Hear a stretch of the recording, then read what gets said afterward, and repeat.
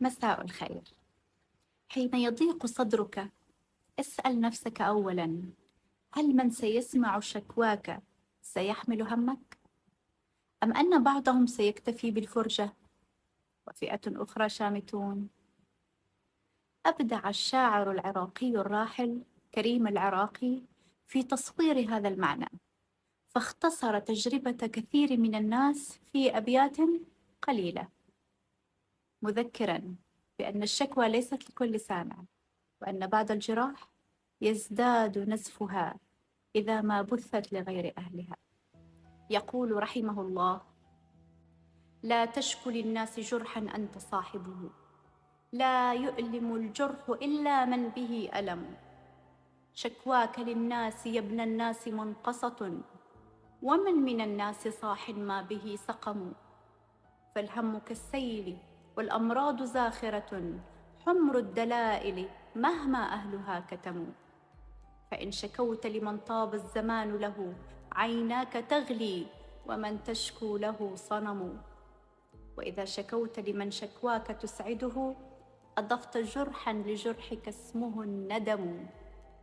هل المواساة يوما حررت وطنا، أم التعازي بديل إن هوى العلم؟ من يندب الحظ يطفئ عين همته، لا عين للحظ إن لم تبصر الهمم. كم خاب ظني بمن أهديته ثقتي، فأجبرتني على هجرانه التهم. كم صرت جسرا لمن أحببته فمشى على ضلوعي، وكم زلت به قدم. فداس قلبي وكان القلب منزله، فما وفائي لخل ما له قيم. لا اليأس ثوبي ولا الأحزان تكسرني، جرحي عنيد بلسع النار يلتئم. اشرب دموعك واجرع مرها عسلا، يغزو الشموع حريق وهي تبتسم. والجم همومك واسرج ظهرها فرسا، وانهض كسيف إذا الأنصال تلتحم.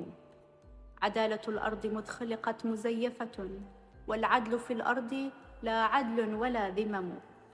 فالخير حمل وديع خائف قلق، والشر ذئب خبيث ماكر نهم.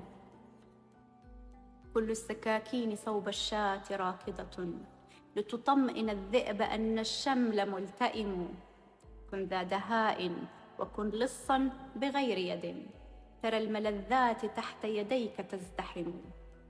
فالمال والجاه تمثالان من ذهب، لهما تصلي بكل لغاتها الأمم. والأقوياء طواغيت فراعنة، وأكثر الناس تحت عروشهم خدم. شكواك شكواي يا من تكتوي ألما، ما سال دمع على الخدين سال دم. وما من سوى الله نأوي تحت سدرته، ونستعين به عونا ونعتصم. كن فيلسوفا ترى أن الجميع هنا يتقاتلون على عدم وهم عدم. ما كل أذن تصلح أن تكون مستودعا لأحزانك، فانتقي من تشكو إليه بعناية. أما إن كنت تبحث عن من تشتكي إليه ويأتيك بالحل، فباب الله لا يغلق. ومن جعل شكواه إلى الخالق وجد في قلبه سكينة لن يمنحها له أحد من عباده.